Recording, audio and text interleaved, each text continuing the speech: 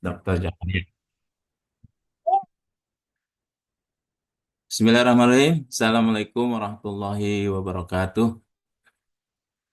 Alhamdulillah wa syukurillah wassalatu wassalamu ala rasulillah wa ala alihi wa sahbihi abdillah. Asyhadu an la ilaha illallah wa asyhadu anna Muhammadan abduhu wa rasuluh. Amma ba'd. Hadirin teman-teman, Pak dosen yang kami hormati, teman-teman yang kami banggakan, izinkan pada kesempatan hari ini kami akan menyampaikan makalah ataupun materi pada pertemuan hari ini. Saya dengan Ustadz Arif dan juga Ibu Husnul Khotimah, insya Allah yang akan mempresentasikan makalah pada hari ini. Sebelumnya kita tampilkan dulu ya ininya. Sebentar.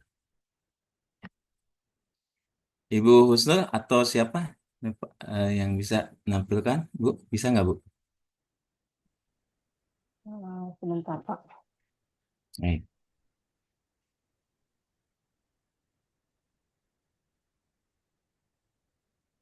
Hmm.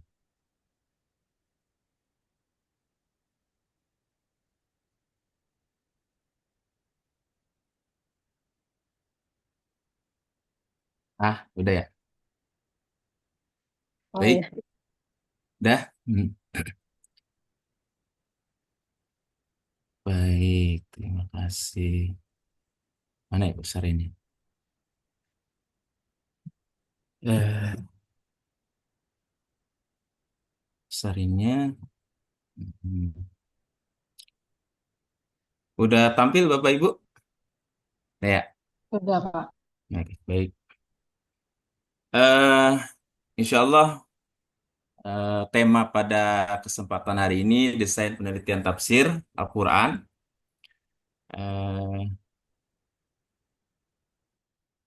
yang akan membahas ataupun mempresentasikan pada kesempatan hari ini diantaranya yaitu judul penelitian, latar belakang permasalahan, rumusan masalah, metode penelitian, kemudian populasi dan sampel, kemudian tinjauan pustaka dan kerangka teori, sistematika penulisan laporan, kemudian daftar pustaka. Baik, yang pertama untuk menyampaikan, silakan Ustadz Arif apa Ibu Husnul nih, silakan.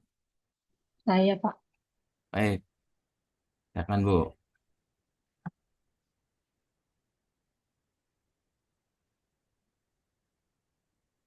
Silakan Eh, waktunya Bu Husnul. Bismillahirrahmanirrahim. Terima kasih kepada Pak Moderator, Pak Acep. Langsung saja untuk materi pertama, yaitu judul penelitian. Penelitian, di sini yang pertama itu judul penelitian. Judul dalam sebuah penelitian pada umumnya disusun berdasarkan masalah yang telah diterapkan. Dengan demikian, judul penelitiannya harus sudah spesifik dan mencerminkan permasalahan dan variabel yang akan diteliti. Judul juga digunakan sebagai pegangan peneliti untuk menetapkan variabel yang akan diteliti. Kemudian teori yang digunakan, terus instrumen penelitian yang digunakan, teknik analisis data, serta kesimpulan. Ketika akan merencanakan sebuah penelitian, tentu penting sekali diajukan beberapa pertanyaan ataupun apa fokus utamanya. Dalam judul penelitian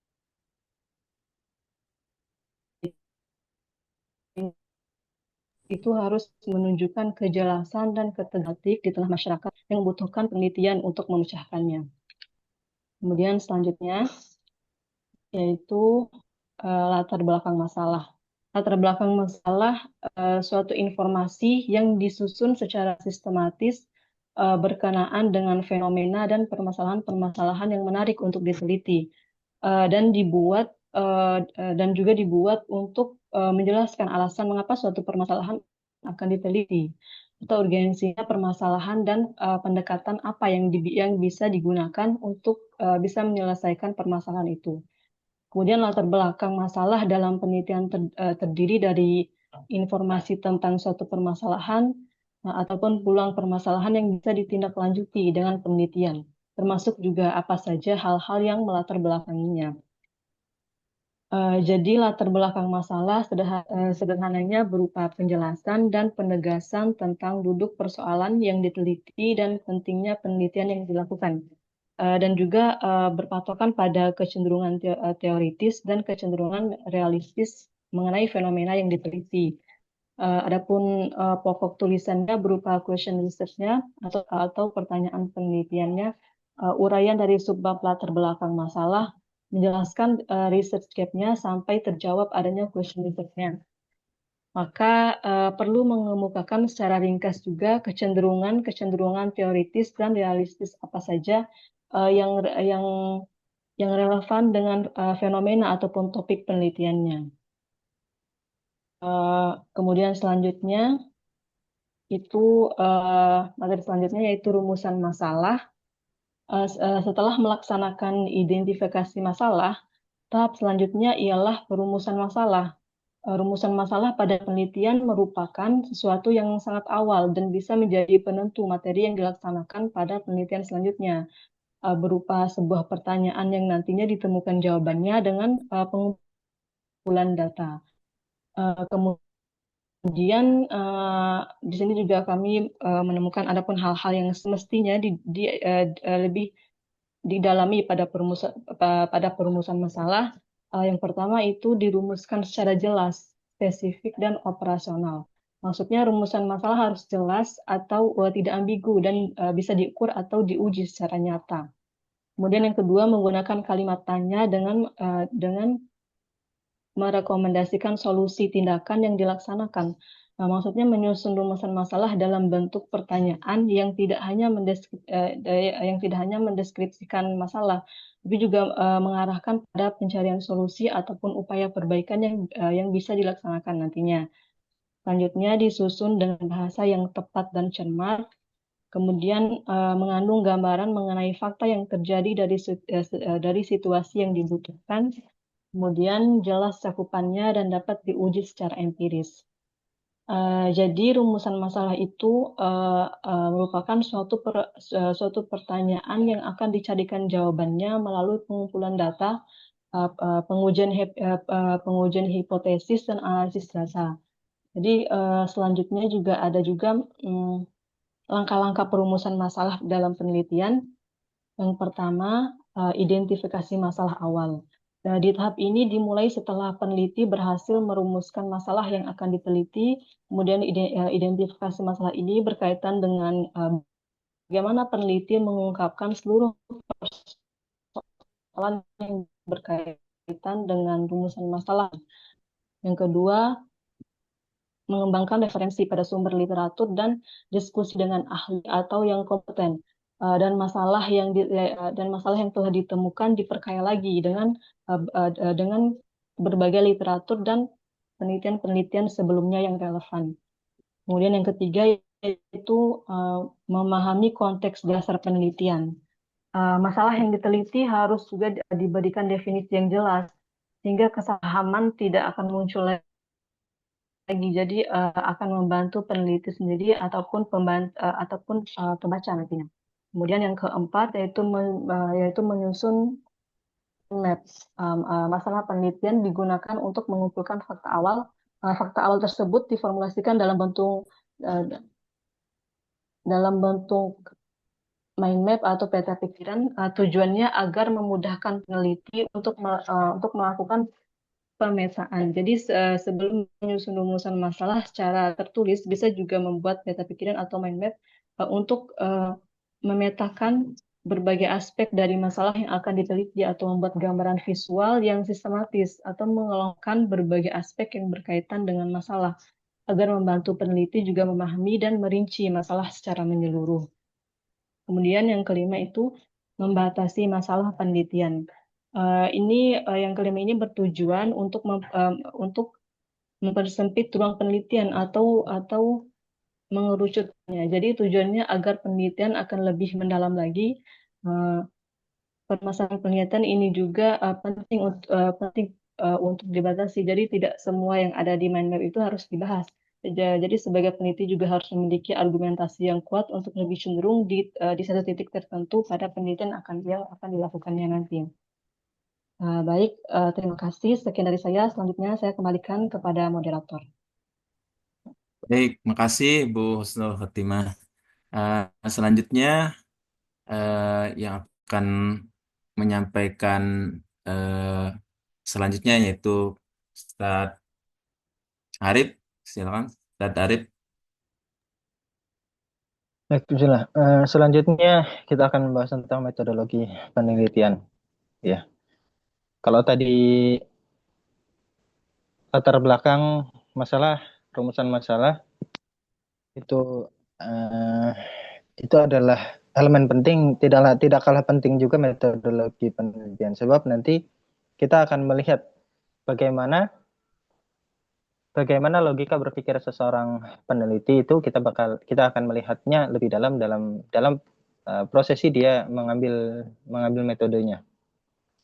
Ada beberapa tahap atau beberapa langkah yang bisa digunakan oleh seorang peneliti dalam menyusun metodologinya.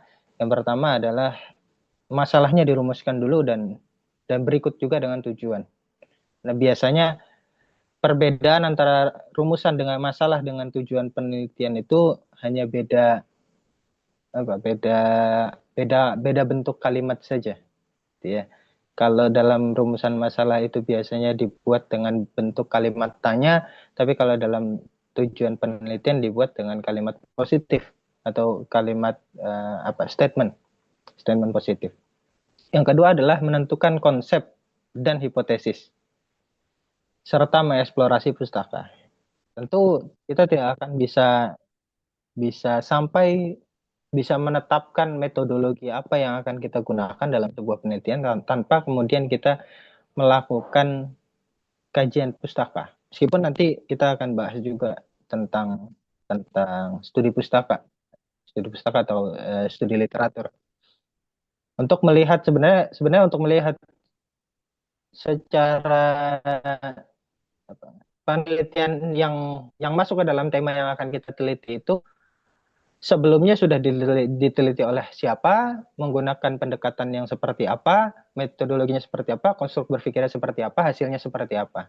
Sehingga dari penelusuran kepustakaan itu, studi literatur itu kita akan memiliki gambaran, ke depan berarti penelitian yang akan kita lakukan dengan tema A itu uh, akan seperti ini.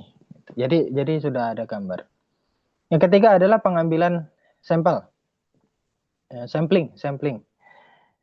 Sampling kalau di dalam ilmu humaniora biasanya samplingnya kebanyakan penelitiannya kuantitatif, tetapi kalau kita lihat di dalam ilmu Al-Quran dan Tafsir khususnya di PTIQ sepertinya lebih banyak kualitatif.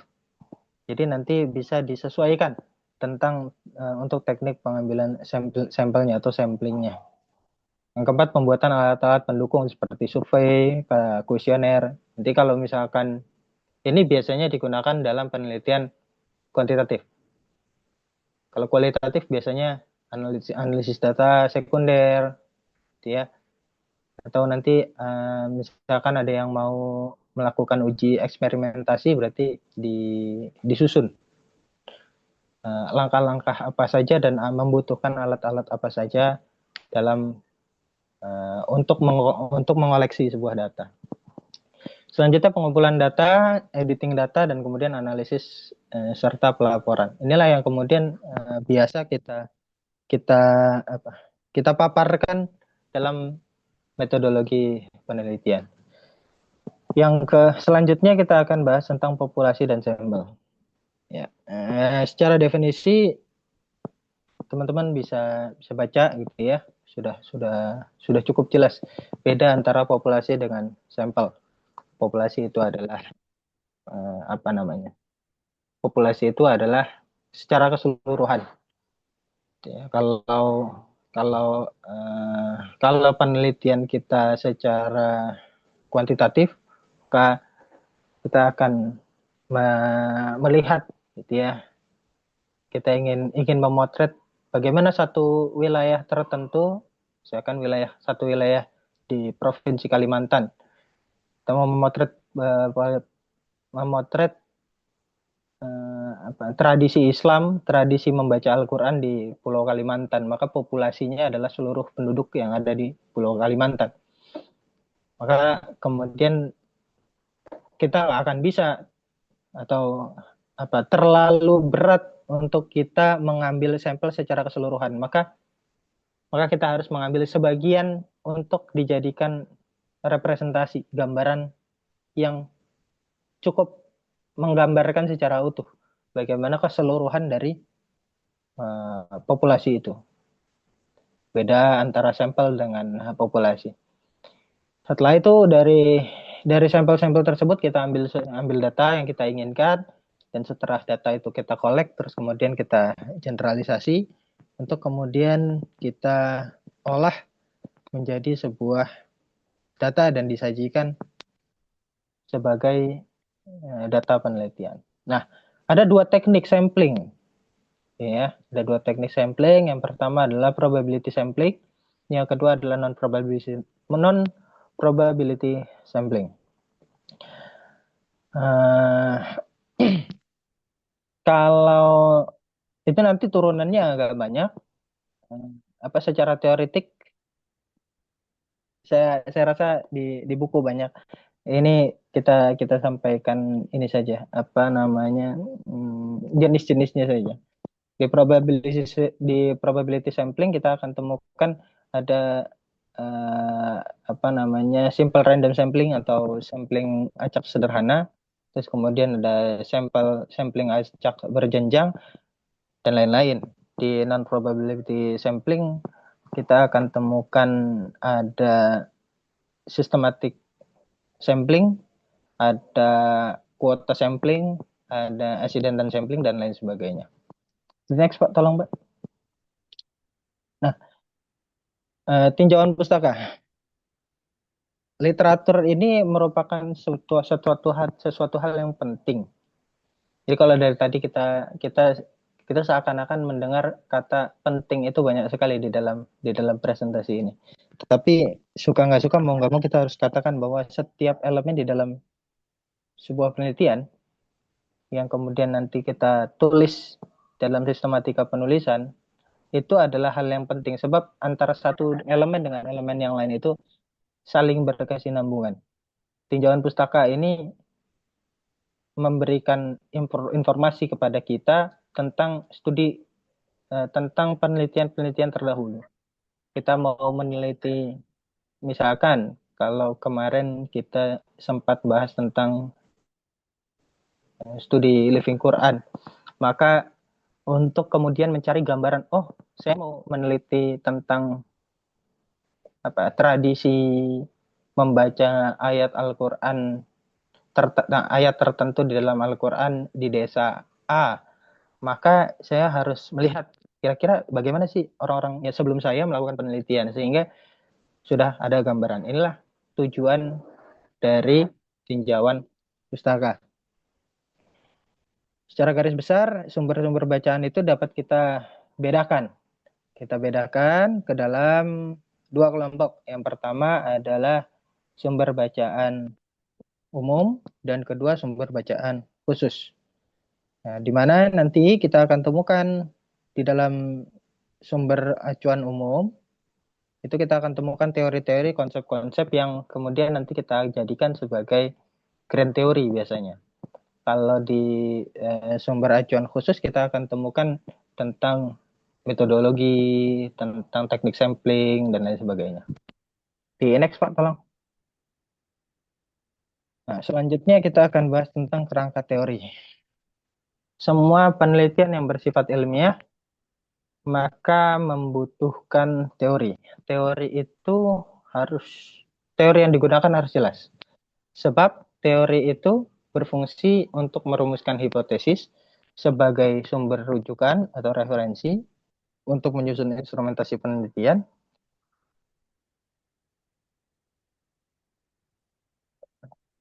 dan sebagainya. Itu dalam penelitian kuantitatif. Sedangkan pada penelitian kualitatif, teori berfungsi sebagai bekal untuk bisa memahami konteks sosial secara lebih luas dan mendalam. Ada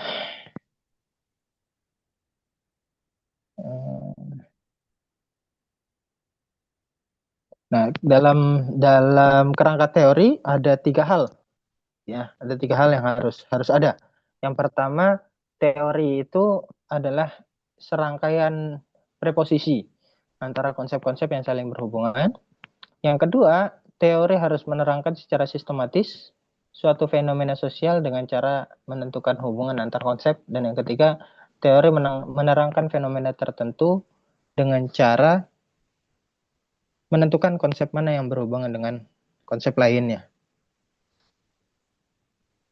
Bisa di next, Baik, Pak? baik. Boleh. Boleh dilanjut? Dilanjut. Ya, Oke. bisa. Gimana? Saya Baca. lanjut ya. Oh ya, silakan. Akhirnya. Baik.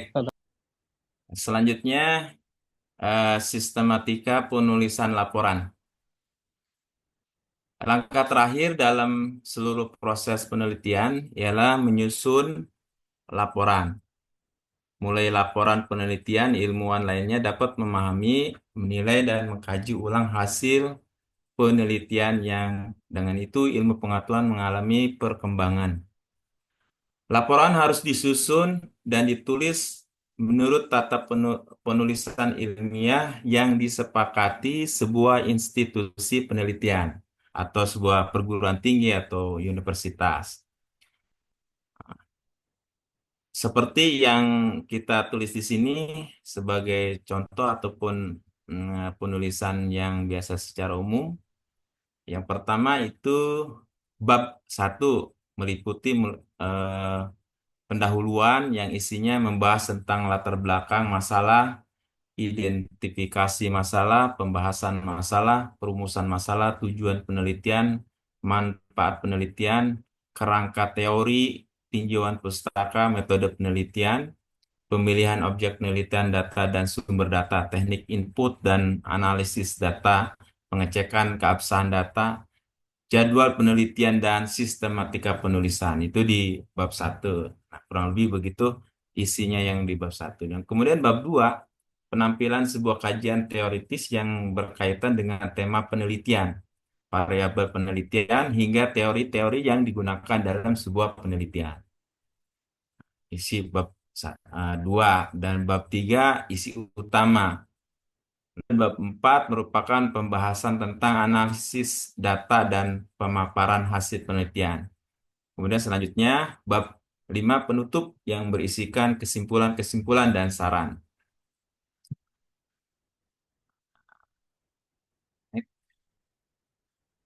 Koneksi. Yang terakhir daftar pustaka. Nah, daftar pustaka tadi udah disampaikan juga Pak Ustadz Arif. Ini daftar pustaka adalah sebuah daftar yang memuat informasi dari sumber yang dirujuk oleh seorang peneliti dalam suatu karya ilmiah. Sumber ini bisa berupa buku, jurnal, artikel, situs web, atau dokumen lainnya yang dijadikan rujukan dalam penulisan. Penulisan daftar pustaka bertujuan untuk pertama, menghargai penulis sumber rujukan. Kedua, membuktikan bahwa penulis telah melakukan penelusuran kepustakaan. Yang ketiga, memberikan kesempatan kepada pembaca untuk melacak dan memverifikasi sumber informasi yang disajikan dalam sebuah laporan penelitian. Unsur-unsur yang harus ada dalam penulisan daftar pustaka seperti nama penulis, dibalik biasanya itu nama depan nama belakang didahulukan, nama depan dibelakangkan gitu. Dan tahun terbit, judul karya, cetak miring, italik atau garis bawah, kemudian kota penerbit, nama penerbit. Nah, selanjutnya kesimpulan. Desain penelitian dalam kajian tafsir Al-Quran memiliki kedudukan strategis sebagai fondasi dalam merumuskan, menyusun, mengarahkan proses penelitian agar berjalan secara sistematis, valid, dan ilmiah. Dalam desain ilmu tafsir Al-Quran, penelitian tidak hanya terbatas pada teks Al-Quran sebagai objek utama, melainkan juga meliputi elemen-elemen penunjang serta analisis terhadap lafaz Al-Quran menggunakan berbagai pendekatan. Oleh karena itu, penelitian tafsir memerlukan pemahaman yang utuh terhadap komponen-komponen utama dalam desain penelitian. Mulai dari penyusunan judul, latar belakang, rumusan masalah, metodologi, hingga sistematika penulisan laporan penelitian. Judul penelitian berfungsi sebagai representasi dari isu yang akan dikaji dan harus mencerminkan kejelasan masalah serta arah penelitian. Latar belakang masalah menjadi dasar argumentatif atas pentingnya suatu penelitian, sementara rumusan masalah menjadi pertanyaan ilmiah yang akan dijawab melalui proses penelitian. Metodologi penelitian yang baik akan menentukan tingkat validitas dan reliabilitas hasil yang diperoleh, termasuk pemilihan populasi dan sampel yang tepat. Selanjutnya, tinjauan pustaka dan kerangka teori memberikan landasan konseptual yang kokoh untuk memahami dan menafsirkan fenomena penelitian secara ilmiah. Sedangkan sistematika penulisan laporan menjadi sarana untuk menyampaikan hasil penelitian kepada khalayak akademik secara struktur dan konsisten. Keberadaan daftar pustaka mengukuhkan landasan literatur yang dijadikan pijakan dalam penelitian serta menjadi integritas ilmiah. Dengan demikian, desain penelitian tafsir yang terstruktur tidak hanya mempermudah peneliti dalam menyusun dan melaksanakan penelitiannya, tetapi juga memperkuat kontribusi kajian tafsir terhadap pengembangan ilmu pengetahuan yang adaptif terhadap kebutuhan zaman. Demikian kesimpulan materi ataupun makalah yang kami sampaikan. Selanjutnya kita akan berdiskusi tentang tema desain penelitian tafsir. Kurang lebih bentuk tafsir penelitian tafsir itu bentuknya seperti tadi yang kami sampaikan, kurang lebih seperti itu. Selanjutnya kita diskusi, tanya jawab, dan juga mungkin ada tambahan dari teman-teman. Nanti setelah diskusi kita, mungkin kita berikan ataupun arahan yang lebih detail barangkali dari dosen kita, Dr. Jakaria. Baik teman-teman, barangkali kita buka pertanyaan tentang diskusi pada hari ini, yaitu desain penelitian tafsir. Kita buka pertanyaan ke-1, kedua, ketiga juga barangkali nanti kita kumpulkan. Ntar kita apabila kita bisa menjawabnya, mudah-mudahan kita jawab. Tapi ketika ada yang belum terasa terjawab, nanti kita berikan ke dosen kita supaya lebih mantap lagi jawaban. Karena metodologi ataupun bentuk penelitian ini menyangkut ke nanti ke depannya ke kita nih, ke tesis. Yang mudah-mudahan dari diskusi pada hari ini paling tidak ada yang betul-betul sudah firm, udah yakin dan udah mumpuni untuk kita kerjakan sebuah penelitian penelitian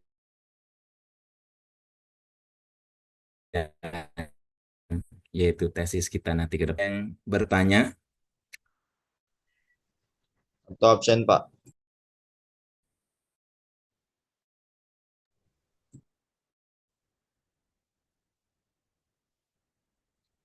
halo, Pak Dewi, Enggak, barangkali Pak Zakaria mau absen, gimana? Pak. Oh, baik. Gimana Pak Dokter? Pak, apakah mau di absen terlebih dahulu?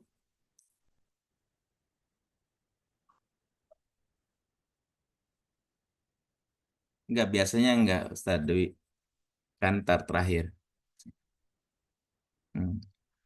Baik, teman-teman yang lain, barangkali ada masukan, atau kalau nggak pertanyaan, masukan, pernyataan, ataupun lainnya tentang tema kita pada hari ini, desain penelitian tafsir. Desain itu berarti bentuk ya, teman-teman. Bentuk penelitian tafsir kita itu mau seperti apa, kurang lebih begitu. Nanti ketika eh, apa namanya, dari pertanyaan teman-teman kita kumpulkan, kita jadiin bahan diskusi dan juga jadi rujukan nanti bisa kita jadiin penelitian yang akan kita teliti dari tesis kita masing-masing. Baik, sudah ya, ada angkat tangan. Baik, Ibu Rahmah, silakan Ibu Rahmah, pertanyaan atau menambahkan ini? Pertanyaan, Pak. Oke, baik. Silakan Ibu Rahmah saja. Ya, terima kasih atas waktunya. Ini pemancing aja nih, semoga setelah ini teman-teman yang lain eh, bisa eh, meramaikan ya. Apatah lagi ini mengenai tugas kita di Betul. pertemuan-pertemuan yang akan datang. Yang pertama tentang desain penelitian, khususnya penelitian tafsir, saya tadi agak telat masuk ya. Apakah tadi sudah dibahas tentang eh, pentingnya ya kita mendesain sebuah penelitian itu. Itu yang mau saya dapatkan ya penjelasan tentang itu yang pertama.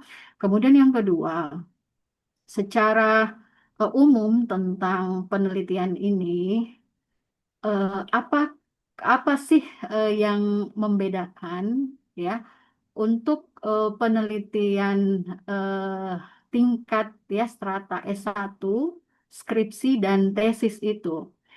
Apakah mulai dari judul ataupun tahapan-tahapan yang lain itu sudah menggambarkan. Jadi orang tuh kalau ngelihat judul, oh kita udah tahu, oh ini skripsi nih, oh ini tesis. Atau apakah memang ada aturan yang seperti itu sehingga kita eh, minimal apa yang akan kita tulis ini nggak sama nih dengan yang kemarin sudah kita tulis.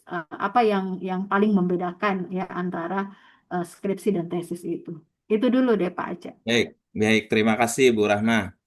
Kayaknya kita eh, jawab aja kali ya untuk pertanyaan biar nggak menggantung. Eh, Barangkali dari jawaban dari pemakalah bisa ditanggapi dulu. Nanti setelah itu ada pertanyaan baru lagi. Baik, pertanyaannya Bu Rahmat tadi perbedaan ya, apa perbedaan skripsi, tesis, apa namanya karya ilmiah itu perbedaannya apa ya? Yang kurang lebih begitu. Kemudian yang pertama tadi apa pentingnya membuat desain penelitian kurang lebih gitu ya, Bu Rahma ya. Baik.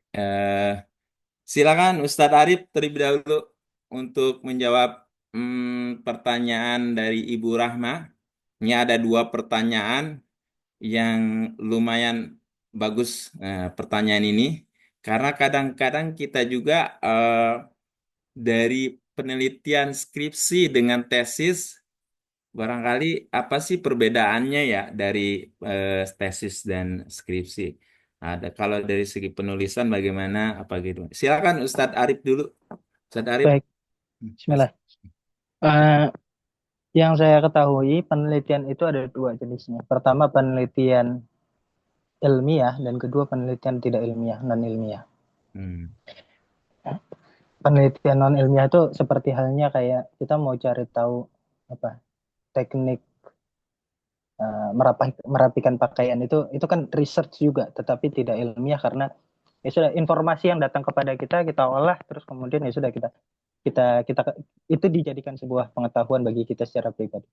Tapi bedanya dengan penelitian ilmiah adalah ada sistematisasi, ya.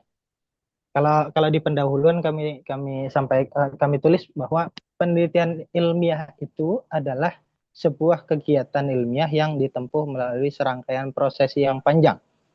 Dan umumnya sebuah penelitian ilmiah itu dirangkai dalam tiga tahap.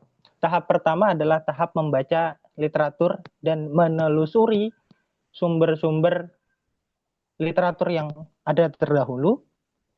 Yang kedua adalah tahap penggalian data, collecting data.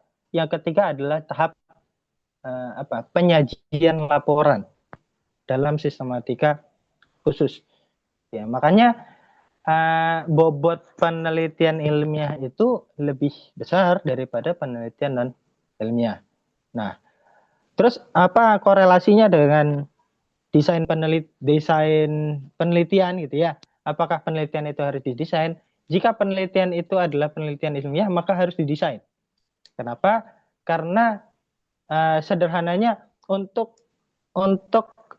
melihat sebagaimana sih sebenarnya logika berpikir yang secara sistematis itu baru kemudian dapat terlihat ketika sudah disistematisasi, sudah ditulis dalam sistematika khusus. Ada latar belakangnya, terus latar belakang kan kira-kira berisi tentang saya tuh mau meneliti, misalkan saya mau meneliti saya mau meneliti satu kecamatan A, temanya tentang studi living Quran di dalam kecamatan A. Maka kita lihat nanti latar belakangnya, kecamatan ini itu misalkan dari satu kecamatan itu ada 1000 kakak. Dari 1000 kakak itu ternyata setelah kita coba tanya ke pemerintah setempat, dari 1000 kakak itu 500 kakak itu atau 250 kakak itu anak-anaknya disekolahkan ke pondok pesantren tahfiz, yang punya tradisi membaca Al-Quran. Atau dari 1000 kakak itu ternyata di hari-hari tertentu, di pekan-pekan tertentu, mereka punya tradisi membaca ayat-ayat tertentu di dalam Al-Quran. Nah, ini kemudian menjadi latar belakang. Saya tertarik nih untuk melakukan pengkajian terhadap kecamatan ini, studi living Quran di kecamatan ini, karena memang ada sesuatu dorongan gitu ya yang membuat kita tertarik untuk melakukan penelitian. Barulah kemudian dirumuskan masalahnya sampai kemudian dilakukan pengambilan data dan pada akhirnya disusun laporan secara sistematis. Itu pentingnya penelitian itu harus didesain agar kemudian kita bisa melihat logika peneliti secara sistematis. Ya, dan itu juga memudahkan para pembaca gitu ya, kalau kita mau bahkan kita mau presentasi aja, sebenarnya kita diminta untuk menyusun makalah itu agar kemudian apa yang kita sampaikan itu sistematis. Kira-kira begitu, Ustazah Rahma. Yang kedua, beda skripsi, tesis, dan disertasi. Kalau yang saya ketahui, bedanya ada di research gap-nya. Ya, dan luarannya. Kalau skripsi itu biasanya dia cukup pada menampilkan data-data yang berbeda. Misalkan ada penelitiannya sama nih, studi living Quran, beda kecamatan saja itu sudah cukup untuk kemudian dijadikan penelitian skripsi. Karena nanti pasti akan beda, data yang disajikan akan berbeda. Itu sudah cukup dijadikan penelitian skripsi. Bagaimana dengan tesis? Ada perbedaannya analisa data lebih mendalam di tesis. Makanya nanti kalau kita baca di penelitian-penelitian apa namanya tesis PTIQ itu bab 4 itu cukup panjang itu apa namanya pemberian space ruang untuk analisa data dan kemudian menyampaikan argumentasi dari seorang peneliti itu lebih luas. Itu kira-kira Ustazah Rahma bedanya. Jadi ada selain data yang berbeda, tetapi analisa datanya juga lebih dalam. Kalau masalah nanti research gap-nya sebenarnya ini ya, kalau saya sih melihatnya relatif untuk masalah research gap. Karena bisa jadi karena itu kan subjektivitas seorang peneliti. Bisa jadi nanti kalau ada ada mahasiswa S1 yang secara pemikiran lebih progresif gitu ya. Jadi secara penetapan research gap-nya dia mungkin agak-agak overlapping tuh, bisa mendekati penelitian tesis. Mungkin saja itu terjadi. Begitu kira-kira wallahu taala alam. Baik, oke, baik, terima Mau kasih. ditambahkan silahkan. Baik. Jadi ramai nih ya. Ya, jadi ramai nih. Sebelum ke yang lain, barangkali mau ditambahkan Ibu Husnul, apa cukup? Bu Husnul, oke. Gimana Ibu Rahma? Apa sudah terjawab dengan pertanyaan Boleh tadi? Pak sedikit.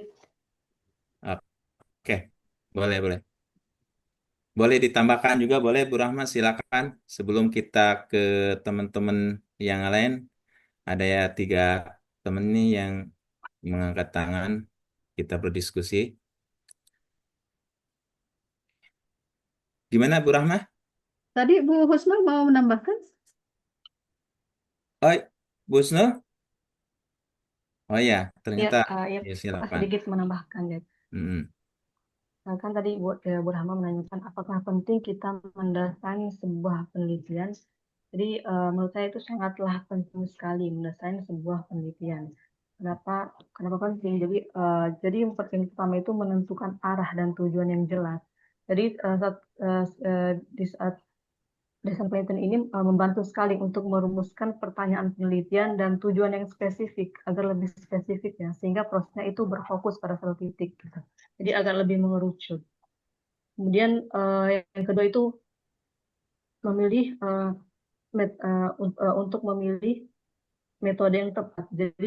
Jadi setelah itu bisa kita pilih metode yang tepat, Metode yang tepat. metode apa yang kita gunakan Betul. dalam penelitian kita. Iya. Kemudian untuk meningkatkan validitasnya atau hasil penelitian kita agar lebih terpercaya gitu. Kemudian bisa juga untuk menghemat waktu. Jadi biar penelitian kita terarah,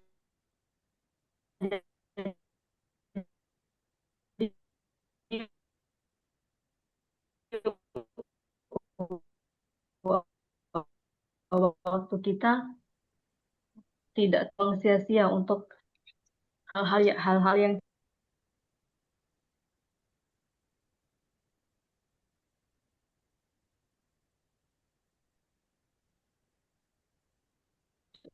segitu aja dari saya Pak penambahannya. Oke, terima kasih. Baik. Gimana Ibu Rahma? Udah terjawabkah pertanyaan Ibu tadi atau ada masih belum? Ya, tadi kalau dari penjelasan Ustadz Arif, kalau saya nggak salah tangkap tadi yang dicontohkan setelah kita menentukan desain penelitian, baru setelah mengumpulkan data dan semuanya, kemudian mendesain penelitian, kemudian mencari ini masalah ya, ataukah misalnya di mana urutan desain penelitian itu kalau kita ini, karena kalau saya nggak, mungkin saya salah tangkap ya, didesain dulu kemudian nanti dipecahkan masalahnya atau seperti apa, itu yang pertama. Kemudian juga tadi mengenai eh, eh, skripsi dan eh, tesis ya. Jadi tadi dikatakan di pembahasan atau di di riset gap-nya ya. Eh, Apakah misalnya yang saya tanyakan, apakah hanya sampai di situ saja perbedaannya, ataukah seseorang itu sudah bisa melihat hanya dari judul, kita sudah kegambar bahwa ini skripsi, ini tesis gitu loh.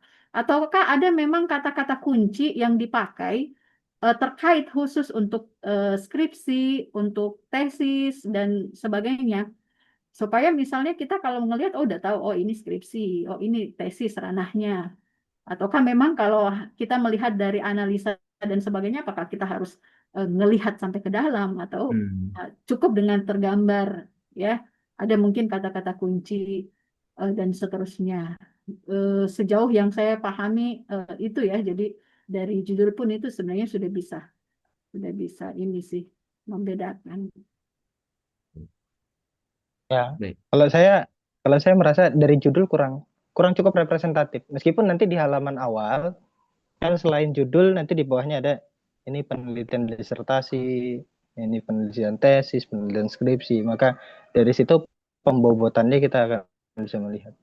Bahkan terkadang saya temukan penelitian tesis itu yang agak-agak mirip lah dengan penelitian skripsi orang. Dia ya apa namanya ini bukan ingin apa namanya bukan menyamakan, tapi memang lagi-lagi tentang tentang apa namanya tentang kualitas sebuah penelitian itu memang sangat subjektif, sangat ditentukan oleh kualitas seorang penelitinya juga, subjektivitas seorang penelitinya juga. Tentang tadi yang apa namanya desain penelitian dulu atau merumuskan masalah dulu gitu ya. Kalau saya akan tetapkan permasalahan terlebih dahulu, setelah itu kemudian kita mulai menyusun. Desain penelitian itu sangat bermanfaat ketika nanti kita melakukan penyusunan laporan penelitian. Jadi kadang-kadang penelitian itu harus dimulai, ini kalau saya lebih cenderung ke ini dilihat deadline-nya. Kalau memang deadline-nya masih sangat panjang untuk kemudian penyusunan laporan itu disusun, maka kita bisa melakukan pengambilan data terlebih dahulu atau bahkan studi literatur terlebih dahulu sebelum melakukan desain penelitian. Tujuannya untuk apa? Untuk memberikan gambaran. Jadi kita mau meneliti apa sih? Tentu kita butuh gambaran. Nah, gambaran itu kadang-kadang atau desain yang akan kita buat itu kadang-kadang itu inspirasinya datang dari orang lain. Makanya studi literatur itu menjadi akar dari sebuah penelitian. Ada kalau dosen saya dulu bilang itu, kalau kamu mau meneliti kamu harus baca banyak hal yang sesuai dengan tema. Entah itu buku, entah itu penelitian dalam bentuk skripsi, tesis, disertasi, atau bahkan sekalipun jurnal maupun majalah. Untuk apa? Untuk memperkaya perspektif. Setelah itu baru kemudian menetapkan masalah apa yang akan kita tinjau. Nah, dari menyusun masalah itu kan kemudian kita baru kemudian tergambar, oh saya mau meneliti masalahnya tentang A, maka nanti kita akan mulai menyusun sebuah desainnya tuh dari masalah A, menggunakan pendekatan B, metodologi C, itu kan semua desain tuh. Analisis datanya E, ya, penyajian datanya F, dan lain sebagainya. Itu kira-kira Allah Ta'ala alam. Arif izin menambahkan buat jawaban Bu Rahma boleh? Boleh. Sebentar. Oke. Pak, kita tanya dulu Bu Rahma ya. Gimana Bu Rahma? Apakah mungkin ada lagi yang mau disampaikan tadi harus jawaban dari Pak Arif? Iya, cukup ya, terima kasih. Tapi nggak Baik. apa-apa kalau Pak Dwi bisa Iya sebentar. Saya menjelaskan. yang ngatur dulu. Saya ngatur ya. Iya. Baik, terima kasih Bu Rahma. Silakan Pak Dwi menambahkan jawaban daripada Pak Arif dari pertanyaan Ibu Rahma. Ini di luar pertanyaan Pak Dwi ya. Iya, Pak. Makasih Pak. Moderatornya agak streng nih moderatornya.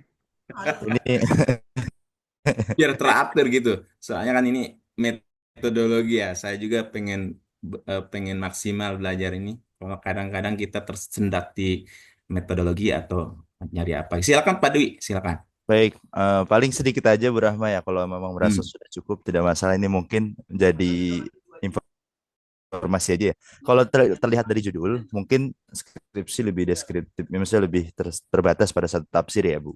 Nah, misal contoh kalau saya lihat pencontoh sini, analisis tematik ayat-ayat tentang kesabaran dalam tafsir Al-Misbah, contohnya. Tapi kalau tesis ini lebih panjang gitu, maksudnya lebih analitis dan membandingkan dua sumber atau serta mencantumkan pendekatan teoritisnya.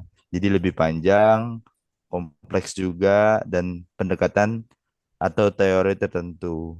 Nah, makanya mungkin lebih agak panjang. Contoh kalau saya contohkan di sini etika kesabaran dalam tafsir kontemporer, studi komparatif antara tafsir Al-Misbah dan tafsir Al-Azhar dengan pendekatan hermeneutik contohnya. Lebih ini ya, kata-katanya lebih lebih lebih ini ya, lebih analitis ya, lebih analitis. Jadi biar bahasanya mah biar dikira kita banyak bacaannya lah gitu Pak. Baik, baik. Oke. Mungkin itu ya Bu. Siap. Mm-mm. Oke, Ya, udah. saya Makasih. bisa tambahkan sedikit ya, Pak Oh, Acep. iya. Gimana Ibu? Iya, ini karena tadi yang saya tanyakan tentang judul ya, karena ini masalah kita bersama ya, kita akan membuat juga, makanya banyak lihat-lihat juga pembahasan-pembahasan tentang ini. Eh, Betul.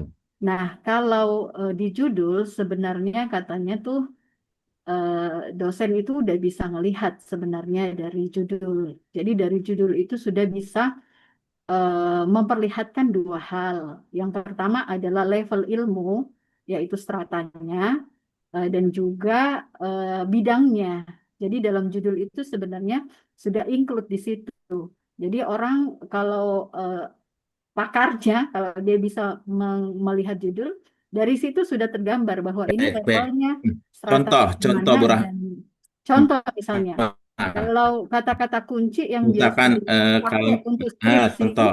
ya, kalau untuk skripsi itu, Hmm. misalnya biasa pakai apa ya, analisis, implementasi, eh, apa ya, yang umum-umum lah yang kita Hmm. dapatkan. Kemudian nanti di Baik, belakangnya baik. itu tentang Ya, eh, siap. tafsir apa. Kalau tafsir kan udah tahu jurusan tafsir. Kalau ekonomi Benar. apa, eko green misalnya itu udah tahu bahwa bidang bidang ekonomi. Jadi seperti itu ya. Betul. Sedikit saja Pak. Iya, iya. Emang, ya baik. Terima kasih Bu Rahma. Mungkin yang bisa membedakan dari segi judul ada juga ya, ada juga yang bisa membedakan karena mungkin dari kitanya yang bisa menjaga sampai nggak ilmunya gitu barangkali lah kurang lebih begitu. Kalau saya sih bisa membedakan skripsi dengan tesis itu dari covernya depannya aja kelihatan Mengajukan kurang tesis lebih atau begitu. mengajukan skripsi Pak ya? Oke, baik, baik. Oke, oke. Terima kasih Bu Rahma. Pertanyaan pertama, kita apa ke Bu Lulu ya. Lebih dahulu tadi Bu Lulu mengangkat tangan untuk bertanya tentang eh, materi pada hari ini. Silakan Bu Lulu untuk eh, menyampaikan Baik, pertanyaannya. terima kasih atas kesempatannya dari pemakalah. Saya ingin tanya di bagian ini kan tentang desain penulisan apa ya, penelitian ya. Kalau untuk di bagian pendahuluan atau latar belakang, apa bedanya skripsi dengan tesis ataupun disertasi? Apakah diperlukan penelitian-penelitian sebelumnya untuk dijadikan apa ya, strengthness dari penelitian itu? Apakah diperlukan itu atau tidak? Terus kalau misalkan Bedanya. kita meneliti sesuatu yang baru diteliti terus kita cari-cari ternyata tidak menemukan ada yang pernah meneliti hal tersebut. Nah, apakah masih diperlukan apa ya, referensi-referensi lain terkait penelitian ini atau perbandingan penelitian ini gitu. Itu saja Baik, sih. baik. Ya. Hampir Soalnya ini sama kan ya. di latar belakang sama pendahuluan Ya, kan ini penting, jadi ya. apakah perlu Baik, gitu. Ibu Lulu udah nangkap kita. Kurang lebih sama dengan Bu Rahma. Perbedaannya lah kurang lebih skripsi, tesis, dan juga disertasi. Karena di situ biasanya kan ada latar belakang dan sebagainya. Yang membedakannya itu apa biasanya begitu ya, kurang lebih ya. Hmm. Baik, baik. Lebih spesifiknya apakah diperlukan penelitian, misalkan ada tesis yang membahas tentang misalkan handphone, berarti Hmm. harus cari penelitian yang handphone juga atau Baik, bagaimana? Apakah baik. perlu dituliskan di dalam situ di latar belakang Hmm. pendahuluannya atau tidak gitu? Baik, baik. Terima kasih. Siap. Terima kasih Bu Lulu pertanyaannya. Eh, Bu Husnul, silakan Bu Husnul untuk menjawab pertanyaan tadi Ibu Lulu. Barangkali Bu Husnul mau duluan sebelum ke Pak Arif. Bu Husnul, Assalamualaikum. Oh, ternyata belum ini. Silakan Pak Arif. Pak Arif, materi kita. Pak Arif.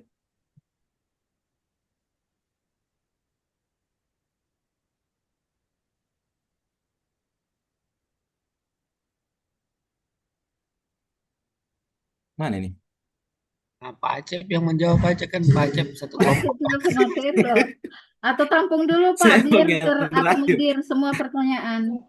Enggak, takutnya Apa lupa gimana? gitu. Ya siapa tahu dari pemakalah udah menjawab, kemudian dari peserta ataupun teman-teman yang mau menjawab juga bisa dari satu pertanyaan dulu.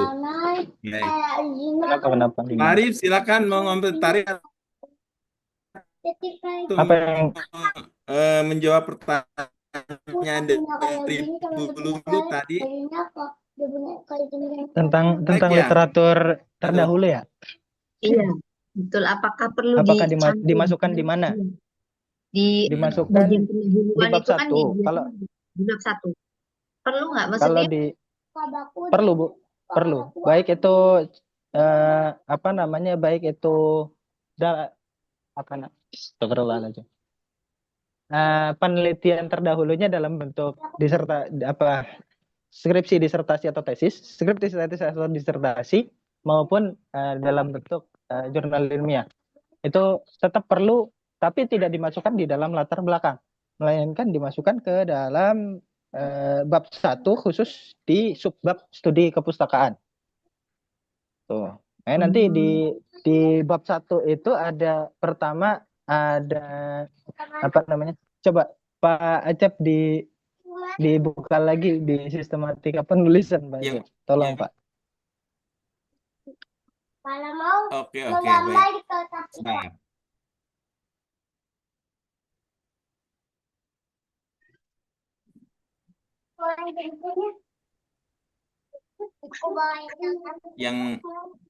yang sistematika penulisan Pak Acep ya, di bawah. Ada bab 1 sampai bab 5. Itu saya ambil Aduh. dari Sebentar.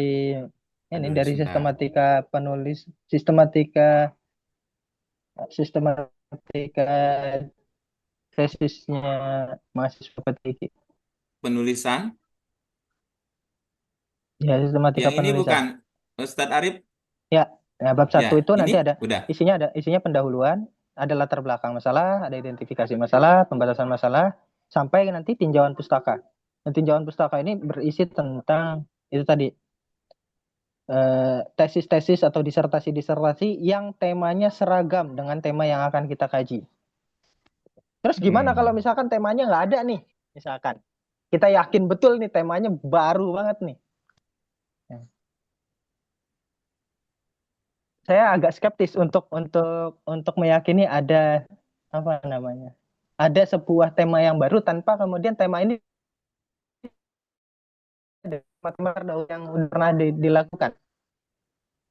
Misalkan kita kaji tentang kemarin saya diskusi dengan Ustadz Dafa. Saya izin Ustadz Dafa jadikan contoh ya, boleh nggak?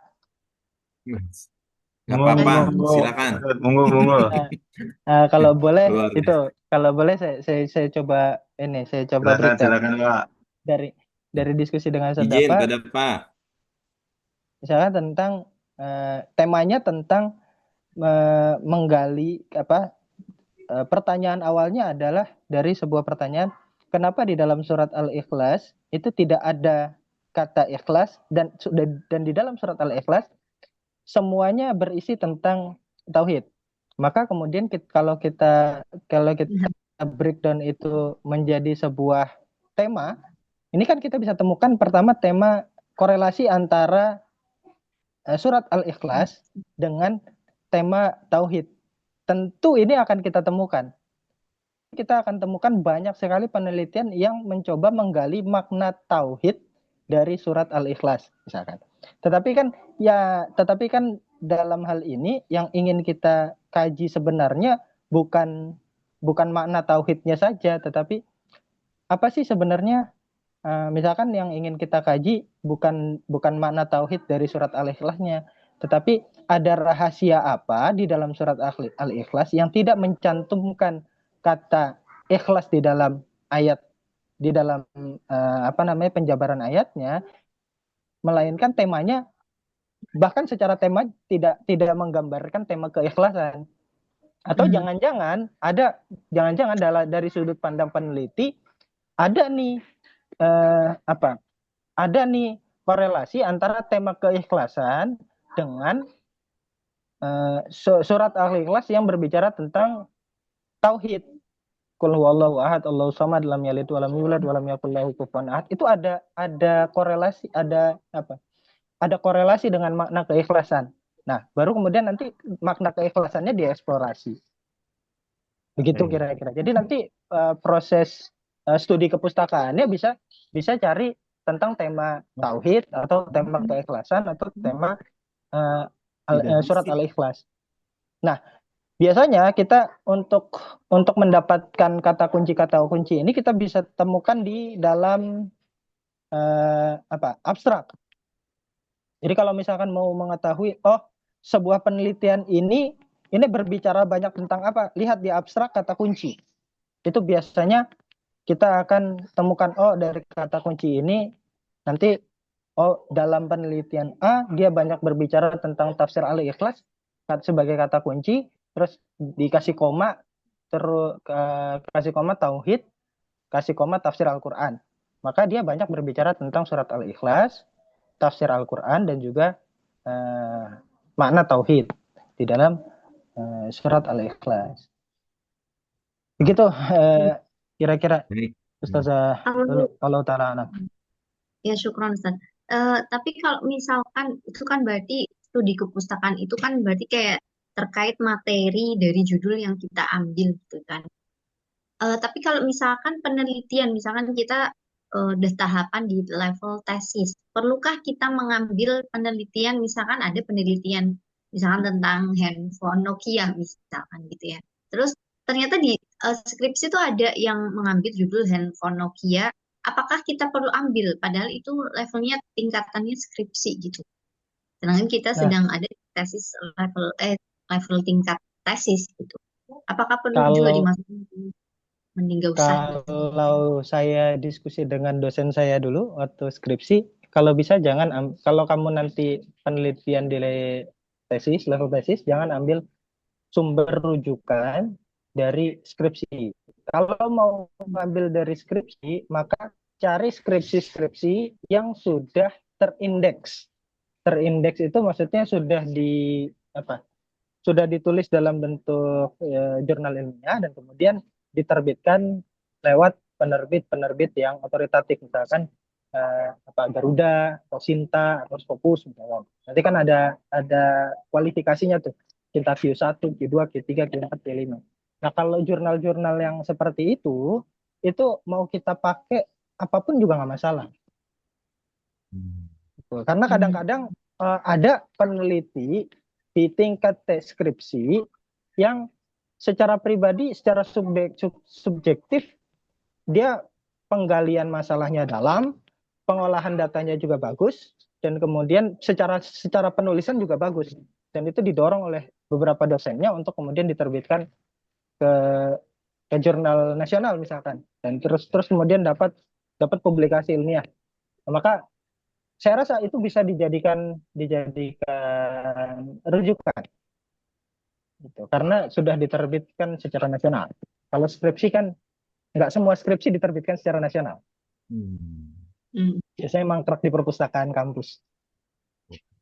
Kalau apa namanya? Kalau level disertasi berarti masih boleh gitu ya. Kalau jurnal kan ya kita lihat pasti yang sesuai yang masuk ke indeks apalah tertentu gitu kan. Tapi kalau untuk disertasi berarti istilahnya Boleh. masih boleh berarti ya. Boleh Karena ya. dia dari sisi apa ini strata strata pendidikan lebih tinggi daripada tesis. Baik. Oke. Oke, cukup. Terima kasih. Nah, Kesempatan Bu Kalau Lulu. taala alam. Terima kasih Bu Lulu. Baik, Syukron. terima kasih. Selanjutnya Pak Dwi, Pak Hari. Silakan Pak Dwi. Baik Pak, terima kasih. Mungkin sedikit aja pertanyaannya. Kita kemarin-kemarin cukup lama dan cukup banyak bahas tentang kualitatif ya. Mungkin mau tahu dong dari pemakalah atau moderator ini tentang kuantitatif. Kita kenal SPSS. Nah itu gimana sih SPSS dalam konteks ilmu Al-Quran dan tafsir di jurusan kita, tentunya di pasca sarjana ya, untuk tesis. Mungkin itu aja Pak, terima kasih. Terima kasih Pak Dwi pertanyaannya. Baik. Eh, Siapa nih? Bu Husnul, silakan Bu Husnul. Kita masih belajar nih. Saya belajar. Atau mana Bu Husnul? Baik Pak Arif, silakan Pak Arif. Kualitatif dengan kuantitatif. Bukan Tes. itunya Pak, maksudnya kuantitatif di SPSS ya Pak. Kalau kemarin kita belajar kualitatif ya. SPSS itu aplikasi pengolahan data besar. Biasanya digunakan untuk data ribuan. Kalau masih ratusan pakai Excel aja cukup. Bisa kok. Tapi kalau masalah penggunaan atau apa penggunaan penelitian kuantitatif dalam institusi tafsir Al-Quran, saya belum temukan itu. Sehingga belum bisa banyak bicara karena saya belum temukan banyak.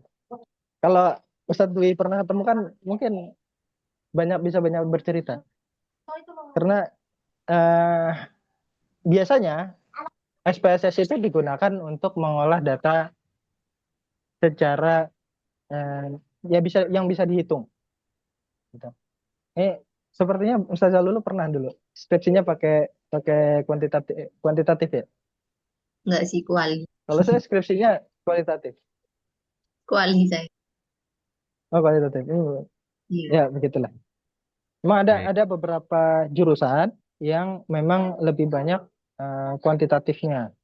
Ada juga beberapa tema yang lebih banyak kualitatifnya. Nah, untuk penelitian tafsir ya, kalau penelitian ilmu Al-Quran mungkin akan kita temukan. Kayak melihat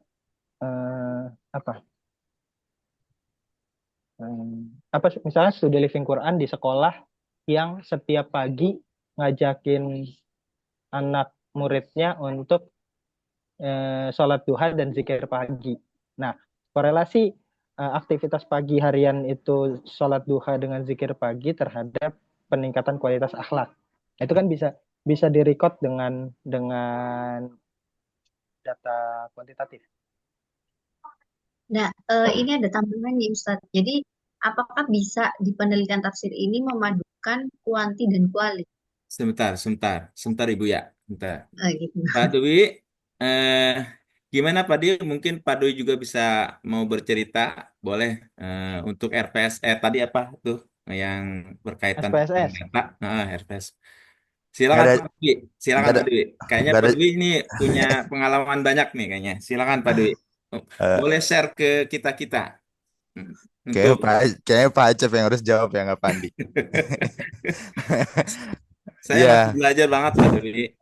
Silakan Pak Dwi untuk bercerita tentang tadi pertanyaan Pak Dwi, barangkali bisa kita jadi tahu dan juga semua teman-teman untuk menggunakan RPS tadi ya. Iya betul. Silakan Pak Dwi. ya. Paling nggak banyak Pak ya. Itu makanya saya tanya karena saya kurang paham. Hmm. Nah, makanya ini mungkin SPSS kan kita bisa digunakan kalau kata Pak Arif tadi ribuan. Mungkin kalau kita ada yang ingin memakai tentang kuantitatif nanti, khawatir dosen penguji kita ini bilang kenapa kuali, kenapa nggak kuanti misalnya. Mungkin Ya. kita nggak pakai kuanti itu untuk mengukur pengaruh metode menghafal terhadap pemahaman tafsir contoh, atau menganalisis hubungan antara tingkat pendidikan dan minat baca tafsir. Baik. Nah, kalau memang ketika kata Pak Arif tadi bilang ribuan, ya mungkin bisa dipakai juga di ratusan di atas 500 misalnya. Baik. Atau melihat respon pembaca terhadap tafsir tertentu. Nah, itu bisa dipakai melalui angket. Mungkin itu yang saya sedikit tahu. Mungkin itu aja, Bisa, Pak. tapi tergantung variabelnya, Pak Dwi. Kan di penelitian kuantitatif ada variabel terikat dan ada variabel bebas. Nah, Excel itu baru bisa mengolah data dengan variabel sederhana. Sedangkan SPSS dia cukup bisa mengolah data dengan data yang variabelnya cukup kompleks, itu bisa.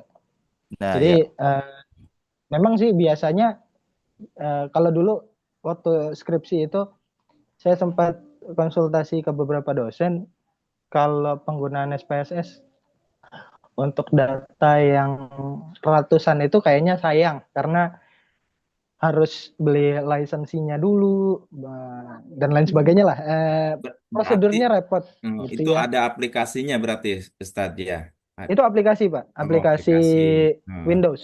Oh, RPS. Aplikasi Baik. diinstal di Hmm. laptop, terus kemudian diatur deh Ya, sedemikian ya, rupa. ya. Oke. Nah, untuk mengolah data, ya itu RPS. opsi lainnya selain SPSS karena keterbatasan pribadi peneliti, maka pilihannya bisa pakai Excel. Kalau kata dosen saya dulu.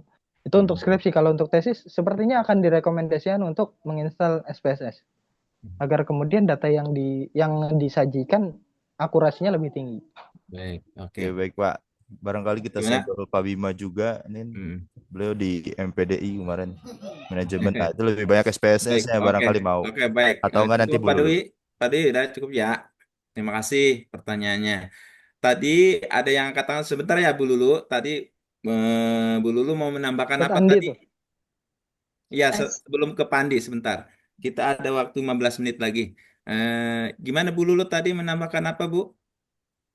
Ini berarti apakah sebenarnya untuk di penelitian tafsir ini bisa memadukan dua dua pendekatan kualitatif dan kuantitatif? Apakah itu bisa kira-kira gitu? Ya. Pendekatan dua-duanya ya bisa katanya. Itu pertanyaan Apakah bisa tambahan ya. Itu pertanyaan tambahan sih Bukan sebenarnya. pernyataan, Pak. Pertanyaan itu Pak Arif Acep. Kita Ya udah tampung silakan dulu yang ya, kita bertanya tampung Sebentar. dulu. dia ditampung. Ustadz Andi dulu boleh? Oh ya, baik. Sebentar ya Bu Lulu ya. Kita ke Pak Andi dulu. Pak Andi, silakan Pak Andi. Tadi udah angkat tangan Pak Andi. Terima kasih Pak Acep. Tangannya udah diturunin. Terima kasih. Silakan Pak Andi, pertanyaannya langsung. Saya bisa request nggak Pak Acep yang jawab gitu ya? Insya Allah kalau saya bisa. Ya, Pak Andi. pertanyaan saya kan kalau kita dalam penelitian kan sebenarnya jawabannya sudah ada.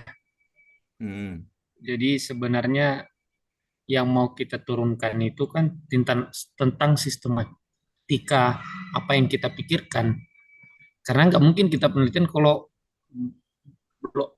bukan blow on, kosong banget gitu. Jadi pasti kita sudah punya data, sudah punya background tentang arahnya mau kemana kan. Sisa pertanyaan selanjutnya di mana letak sisi penelitiannya, maksudnya murni bahwa ini penelitian kan sebenarnya itu menurunkan apa yang ada di kepala sini terus membuat sistematikanya. Kemudian bagaimana kalau penelitian saya sebenarnya udah tahu nih saya maunya begini mengarahkan. Saya misalnya tadi kayak Pak Dwi kan tentang kesabaran. Saya maunya begini hasilnya nih, tinggal memberikan sistematika. Jadi kebenarannya sebenarnya letaknya bersifat subjektif. Nah, sebagaimana tadi selalu diulang sama Pak Arif, karena lagi-lagi berdasarkan data yang kita punya dan data yang kita kumpulkan. Tergantung kan data yang kita kumpulkan sebenarnya apa dan bagaimana. Oke, itu sekedar apa ya, refleksif ataupun juga Menambahkan tadi ya. ya apa ya, saya mohon komentar, mohon apa sih namanya petunjuk. Silakan Pak Cep dan kawan-kawan. Sebentar, maaf ya Pak Andi. Pertanyaannya tadi apa detailnya? Nggak ada sebenarnya pertanyaan, cuma ini pernyataan. Oh, Gimana menanggapinya Pak? Gitu. Kalau gitu mau ke Pak Arif aja langsung. Oke, Pak Cep. Pak Arif. Pak Arif, tanggapan ditanggapi oleh Pak Arif dulu ya, teman-teman. Silakan Pak Arif. Baik, memang terkadang ini nanggapin Ustadz Andi ya. Terkadang sebelum melakukan penelitian itu, terkadang kita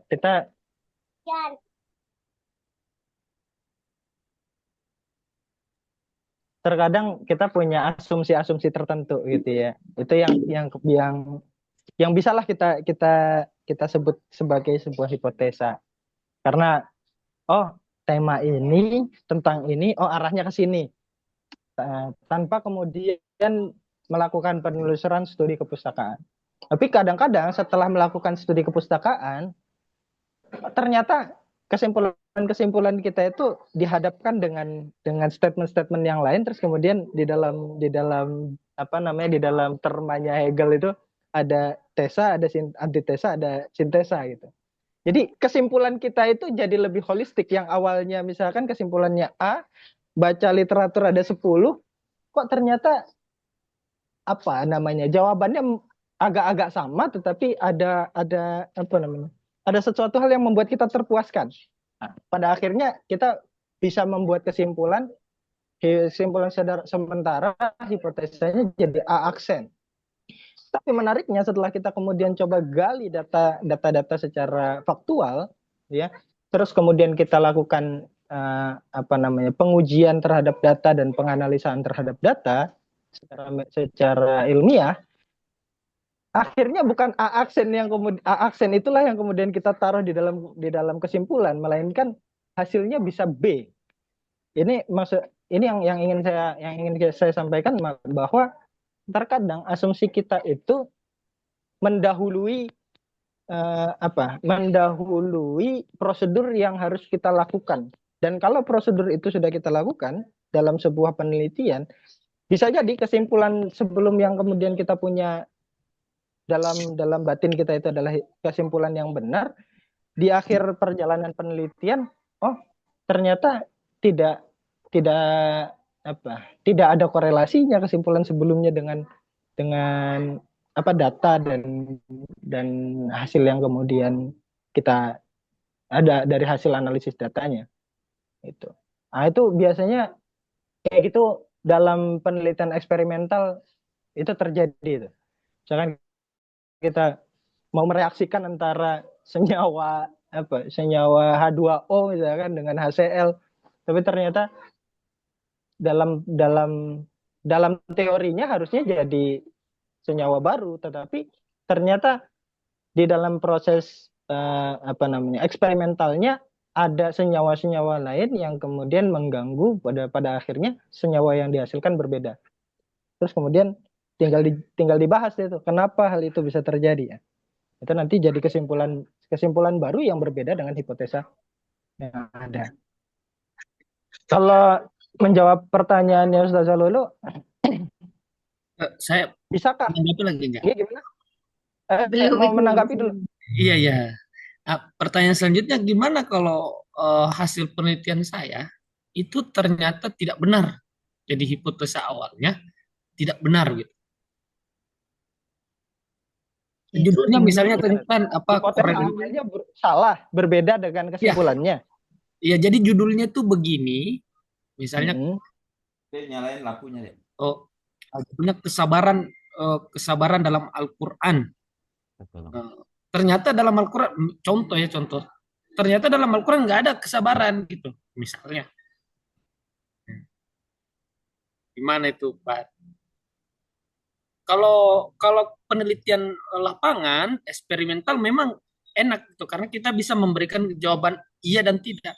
Tapi kalau studi kepustakaan kan kita sulit, karena sejak awal menentukan judul itu tanda bahwa kita sudah memvalidkan bahwa sesuatu itu ada. Ya. Baik. Ya bisa jadi nanti arahnya kita akan menguji datanya valid atau tidak. Intinya penelitian saya diterima nggak gitu. Jangan sampai saya udah tesis nanti ternyata Paling nanti saya ditolak gitu. Bikin ulang. Paling nanti ada revisi makro.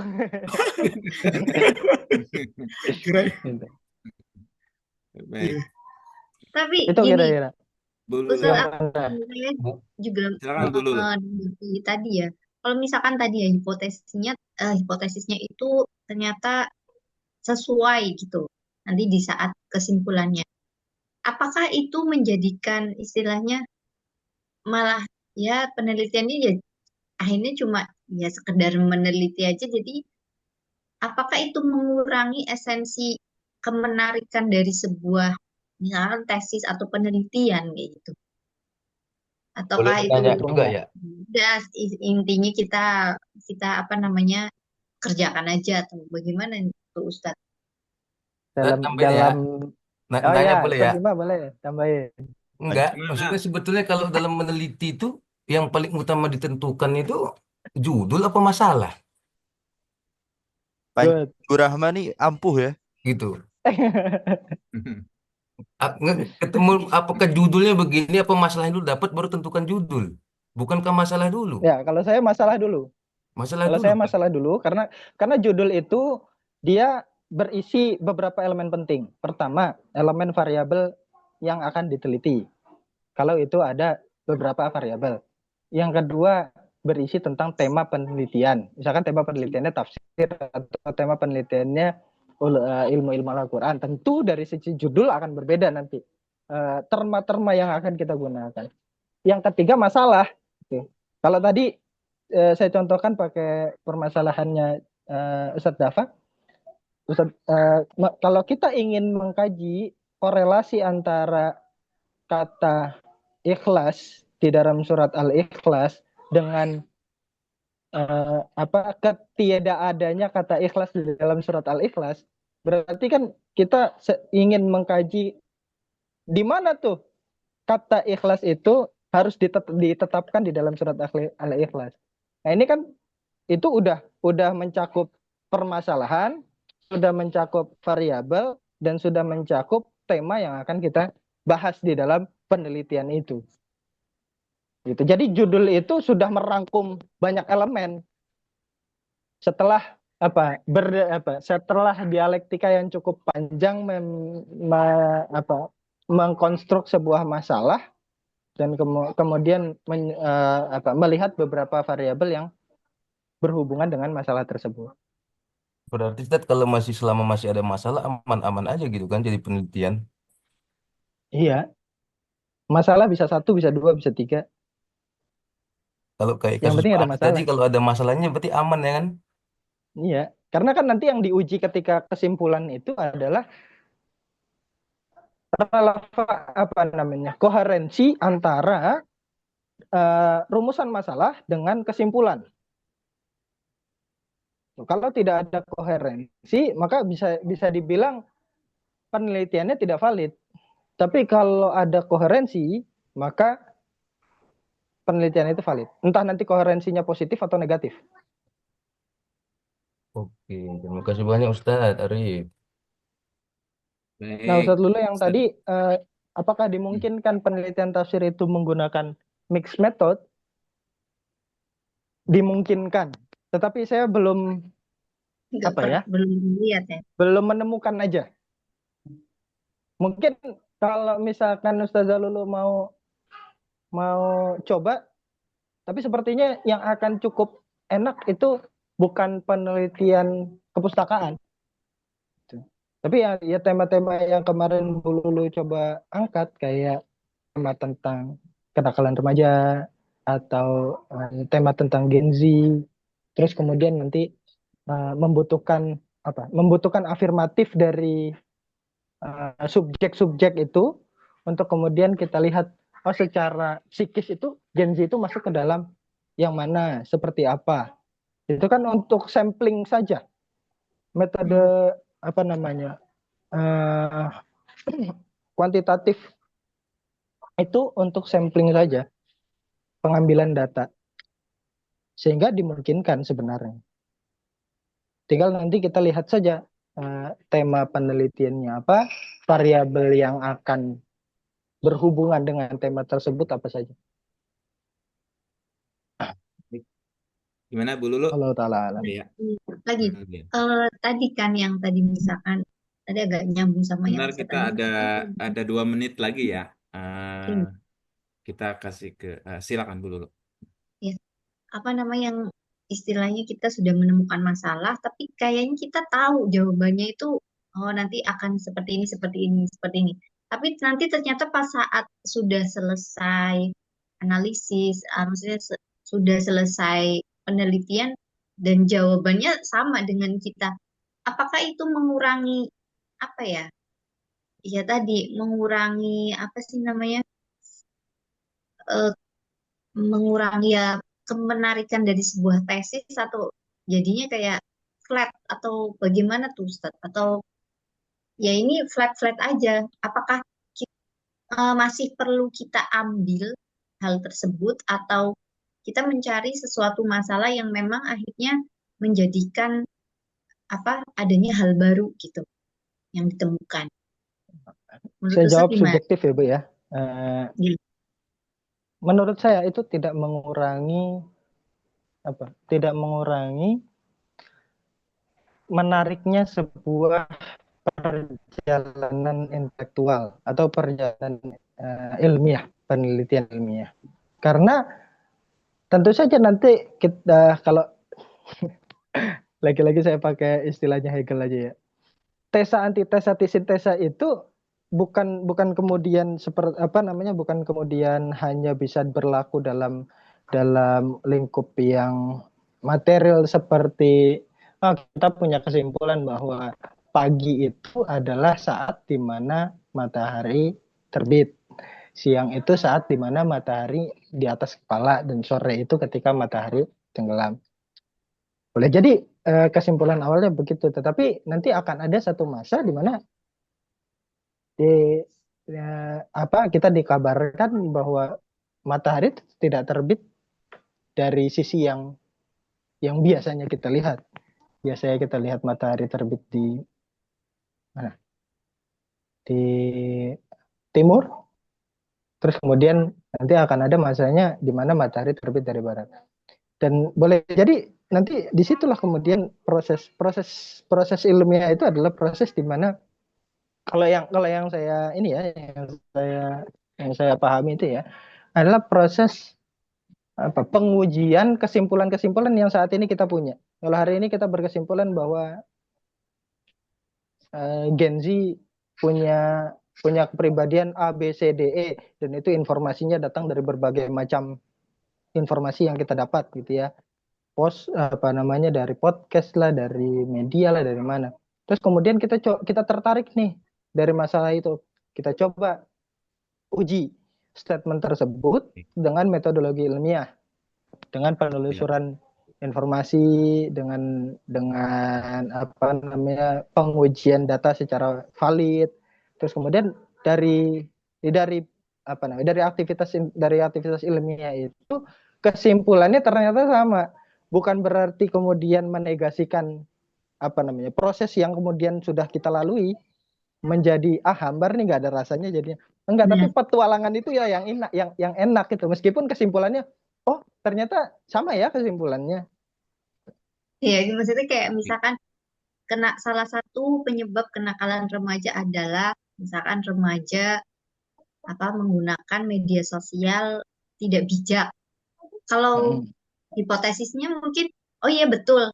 Tapi setelah kita lalui perjalanan semuanya nanti di akhir Baik. ya sesuai, ternyata kesimpulannya sesuai dengan yang hipotesis. Dan ya Bisa. maksudnya dari penelitian itu kayak, oh penelitian ya iya tadi, apakah itu jadinya kayak ya penelitian biasa-biasa aja dong akhirnya kayak gitu. Nah itu sih, jadi apakah itu jadi menarik terus ya biasa-biasa aja terus kayak hambar Baik, Bu Lulu. atau bagaimana penilaian? Baik ya deh gitu Ustaz. Ya, iya baik Bu Lulu, nanti kita bisa lanjut diskusinya. Karena waktu sudah menunjukkan 17.32, kita akan berikan ke dosen kita ya, biar lebih gamblang dan juga meluruskan ataupun menambahkan dan juga apa yang jadi kita belum begitu paham tentang masalah desain penelitian tafsir ini. Terima kasih teman-teman yang sudah bertanya. Mudah-mudahan ini mewakili pertanyaan ini. Nanti mungkin ada arahan dan juga jawabannya juga dari Pak dosen kita, biar lebih komprehensif dan juga lebih mendalam. Maka dari itu kita berikan waktu eh, Oke, kepada terima dosen kasih ya. kita, Dr. Jaka Sen Lubis. Terima kasih. Baik, silakan Bapak dosen. Hmm. Oke, terima kasih. Ini terakhir ya untuk makalah kelompok. Eh, Seperti inilah proposal yang utuh ya, bukan proposal mini. Sesuai RPS, Hmm. judul silakan nanti untuk mencari judul bisa dicari di perpus ya. Kalau mau yang manual, kalau mau yang online bisa duduk ya, menggunakan apa WiFi ya atau kuota lah. Tinggal cari saja di jurnal ya, platform jurnal banyak sekali ya. Banyak sekali platform jurnal. Adapun mau buat judul duluan silakan, yang mau buat masalah duluan silakan ya. Tergantung enaknya peneliti. Mau dapat masalah duluan, judul belakangan, boleh. Nah, kalau saya biasanya dulu masalah dulu, baru judul belakangan. Karena kadang judul ini bisa berubah-berubah dia. Judul bisa berubah-berubah. Tapi kalau masalah itu menjadi objek penelitian kita. Jadi cari dulu masalahnya, nanti judul akan mengikuti. Itu masalah judul. Kemudian latar belakang latar belakang masalah kita sudah bahas di makalah sebelumnya ya, di pertemuan sebelumnya. Dalam latar belakang masalah ada deduktif sama induktif ya, dua pola ini. Bahas tentang durian. Kalau deduktif yang umum dulu, baru yang khusus ya, piramida terbalik. Bicara tentang durian tadi, dia bicara buah-buahan dulu, buah-buahan ujung-ujungnya mengkerucut kepada durian. Misalnya membahas tentang durian. Atau sebaliknya induktif yang khusus dulu baru ke umum. Nah, piramida yang sesungguhnya dia langsung bahas tembak objeknya durian. Yang ujung-ujungnya nanti berupa pernyataan kan tentang buah-buahan.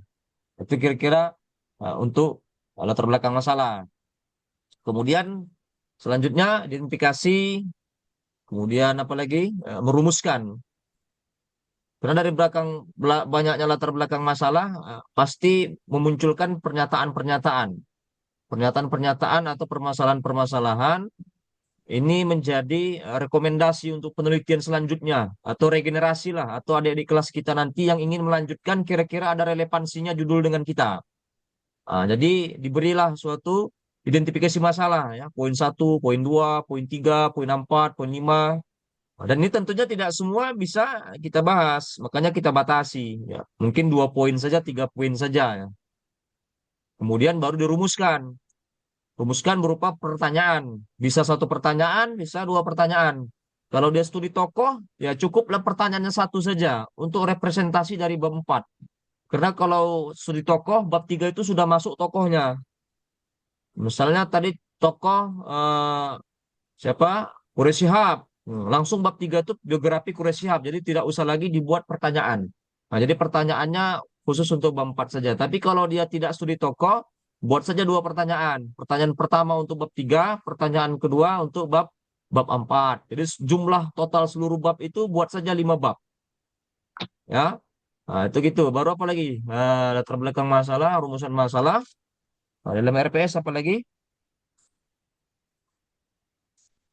Metode penelitian. Nah, ini metode penelitian. Metode penelitian. Nah, ini yang tahu nih peneliti.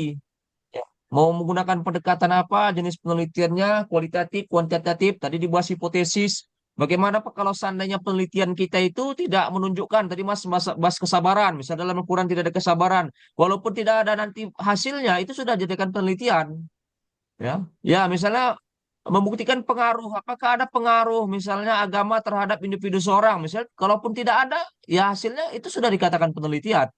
Jadi tidak mesti harus ada pengaruhnya gitu. Meskipun tidak ada pengaruhnya berarti sudah melakukan penelitian. Nah, jadi begitu ya. Siapa tadi Pak Andi Alfi? Nah, jadi Pak Andi. metodologi itu bisa ditentukan. Ditentukan pendekatannya, apa yang digunakan. Kemudian populasi dan sampel ini kalau yang mau kuantitatif ya, populasinya berapa, sampelnya berapa, nah, itu ditentukan saja. Nah, rumus-rumusnya ada ya, banyak rumus-rumusnya dalam mengambil populasi. Buat saja rumusnya. Ada rumus Lopin. Ya, mungkin kalau misalnya ada yang apa, Soeharsi Merikunto, ya terserahlah. Buat rumusnya, banyak rumusnya dalam mengambil populasi dan sampel.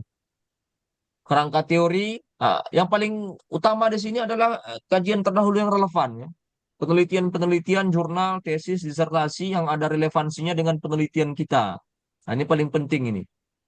Jadi itu dipaparkan, diutarakan di tesis kita yang kira-kira ada kaitannya dengan objek penelitian kita. Karena nanti tesis-tesis ini, para peneliti-peneliti yang mau kita tampilkan ini bisa dijadikan dalam abstrak nanti mereka ini. Karena dalam abstrak itu kan, lagi-lagi saya katakan, abstrak itu jangan ditulis setelah selesai penelitian. Jadi abstrak itu sudah muncul di pertama kita penelitian. Nah, sama nanti presentasi proposal mini, abstrak itu sudah muncul. Cuma bahasanya jangan langsung penelitian ini menyimpulkan, jangan, karena penelitiannya belum selesai. Tapi cukup asumsi atau kesimpulan sementara. Nggak usah kesimpulan sementara lah ya, kira-kira apa ya? Kesimpulan besar lah kita bilang. Karena belum selesai bab 5 ya. Karena bisa berubah. Tadi sama seperti tanyakan ya, bisa apa yang dia teliti itu tetap atau bisa sama sekali berubah. Jadi buat kesimpulan besar saja. Dalam abstrak itu, pertama tadi itu asumsinya, apa yang ingin ditemukan tadi, kemudian yang kedua itu perdebatan akademik. Nah, di perdebatan akademik tadi, yang di relevansi penelitian kajian terdahulu, ini nama-nama mereka ini. Si A, si B, si C, si D. Nah, kira-kira mereka penelitiannya pro dengan apa namanya pernyataan seperti ini. Nah, mana yang kontranya misalnya. Nah, kemudian posisi kita apakah menjembatani, jadi integrasi atau kita pro ke yang kita teliti atau kita menolak apa yang diteliti. Ya, itu tinggal menunjukkan posisi kita. Itu paragraf kedua. Paragraf ketiga, metodologi. Jadi nama-nama yang ada di abstrak itu harus muncul nanti di bab 2. Yang A, B, C, D, yang merupakan kajian terlalu relevan. Ini nama-nama mereka ini nanti harus muncul di bab 2. Karena perdebatan itu di nama-nama mereka ini. Tentang penelitian-penelitian mereka itu jadi perdebatan. Penelitian si Polan tentang bla bla bla bla bla. Penelitian si Polan tentang bla bla bla bla. Kemudian kita menganalisis ini semuanya nanti ada di bab 2. Kemudian selanjutnya sistematika penulisan ya, sistematika penulisan outline lah ya. Bab 1, bab 2, bab 3, bab 4, bab 5, cukuplah bab 5 saja. Kalau mau bab 6 silakan, tapi terlalu banyak. Jadi sampai bab 5 saja. Total tesis secara di PTIQ 150 halaman ya. Lagi-lagi perhatikan halaman ini. Ini memang simple, sederhana, tapi banyak yang terlupakan. 150 halaman. Besok kita semuanya harus ada buku panduan. Nanti ada yang kita sebutkan nanti ini ada di buku panduan. 150 halaman, kontennya 70%. Nah, jadi 150 halaman, 70% kontennya berarti 105. Jadi bab 3, bab 4, bab 5 itu 105. Sisanya berapa? 150 dikurang 105. Sisanya berapa? 45 halaman. Berarti bab 1, bab 2, 45 halaman tidak boleh lebih. Nah, nanti ada yang 70 halaman, 80 halaman. Sementara patokannya 150 halaman. Boleh nggak Pak 70 halaman bab 1, bab 2? Boleh. Berarti tesis dia jangan 150 halaman, tinggal jumlahkan saja. Berarti kalau misalnya bab 1, bab 2-nya itu 60 halaman, ya paling tidak tesisnya bisa 200 halaman. Dan saya tahu mahasiswa nggak mau sampai 200 halaman. 150 halamannya sudah belenger kan? Nah, jadi kalau dia patokannya 150 halaman, itu bab 1, bab 2 tidak boleh lebih dari 45 halaman. Karena 70% itu ada di buku panduan. Nah, saya rasa itu saja. Ya. Baik. dari saya. Nah, kemudian apa lagi? Plagiasi. Nah, nanti tampilkan sebagai dokumentasi di plagiasi di belakang tesis. Ya, plagiat. Apa gimana supaya plagiatnya nggak terlalu banyak? Gunakan spinner, gunakan juga parafrase. Nah, ini saya ajari sebentar ya. Nih, parafrase. Jadi kalau nanti sudah ditulis, buat di parafrase online. Parafrase online ini. Ini ya. Ini, parafrase ini. Jadi copy paste nanti artikelnya, tinggal klikkan di sini, baru parafrase. Baru muncul nanti Turnitinnya berapa persen. Kalau kurang puas, yang bisa diterima 30%. Kalau kurang puas lagi, dia harus pakai spinner. Nah, bisa di spinner juga, banyak ya aplikasinya, spinner. Nah, ini spinner. Spinner ini harus registrasi dulu. Spinner ID ya, ini saya sudah registrasi spinner. Nah, tinggal buat saja di sini apanya. Pakai sekarang. Nih, rewrite ya kan. Masuk artikel di sini. Nah, kemudian langsung spinner saja. Biar berkurang ya. Paling minimal yang bisa terima 30%. Nah, selebih dari itu tidak diterima. Jadi supaya mengecilkan angka apa namanya plagiasinya. Apalagi ya kira-kira yang dibahas? Sudah paham lah ya. Masalah plagiasi, kemudian tadi sudah dibahas. Cukup ya? Apalagi Itu kira-kira yang mau ditanyakan? itu tadi Pak Dokter, dari Bu Rahma saya juga agak menggelitik juga, bukan menggelitik sih, pengen tahu itu untuk membedakan tesis sama disertasi dari judul bisa nggak gitu Pak? Apa gimana? Ada trik-triknya, ada ilmunya, apa bagaimana itu? Oh, yang tadi ya tinggal lihat Iya, aja apanya aja ya, disertasinya. Kalau disertasi program doktor, kemudian tesis iya, eh, yang dari judul. yang membedakannya itu satu, kalau disertasi menemukan suatu hal yang baru. Oh, jadi ada yang teori baru yang dia temukan. Kalau tesis itu dia bisa apa namanya menganalisis ya. Tesis itu menganalisis ya, tidak sampai menemukan teori baru, tapi menganalisis kajian literatur review. Itu aja bedanya. Skripsi ya cuma hanya deskripsi-deskripsi. Itu standar dasar. Skripsi itu narasi, narasi, definisi-definisi. Jadi hanya dia cuma mengungkapkan definisi-definisi dari suatu objek dia peneliti. Kalau tesis itu dia apa? Menganalisis, bisa analisisnya, makanya footnote-nya banyak di situ, tidak mesti sampai menemukan suatu teori baru. Tapi kalau dia menemukan suatu teori baru dalam tesis, itu disebut tesis rasa disertasi. Oh, Nah, jadi kalau di UIN itu memang waktu zaman saya kuliah, S2 sama S3 itu kelasnya tidak ada yang berbeda. Jadi kelas S2 S3 itu satu kelas. Begitu dia, karena tidak hampir hampir tidak ada perbedaan memang antara tesis dengan disertasi. Karena Baik. bisa jadi dari tesis juga apa namanya bisa menghasilkan teori yang baru. Tapi udah keren itu kalau bisa menghasilkan teori yang baru. Baik, baik, Nah, saya rasa itu ya, itu perbedaan-perbedaannya. baik. Siap, cukup Pak. Terima kasih. Eh, kita foto dulu Pak Oke, Ketua. silakan di apa? Dikomentasikan. Silakan di closing statement makalah. Baik, terima kasih Pak dosen dan juga teman-teman. Alhamdulillah pada eh, kesempatan kali ini kita sudah membahas tentang tadi tema kita. Mudah-mudahan di pertemuan berikutnya kita nambah lebih paham lagi dan lebih meyakinkan kita untuk meneliti di penelitian kita masing-masing dan lebih siap untuk meneliti apa yang akan kita teliti. Itu aja. Terima kasih teman-teman dan juga Pak dosen. Terima kasih. Mudah-mudahan ilmunya bermanfaat. Mari kita tutup dengan membaca kafaratul majlis. Subhanakallahumma wa bihamdika asyhadu an la ilaha illa anta astaghfiruka wa atubu ilaih. Assalamualaikum warahmatullahi wabarakatuh. Waalaikumsalam warahmatullahi wabarakatuh. Sudah dipoto Pak ya? Sudah dimasukkan ke kelas Ya, ke sudah grup Pak. kan? Sudah. Oke, saya Sudah live Pak. ya. Terima kasih. Terima kasih Pak Makasih, Pak dosen. dosen. Terima kasih.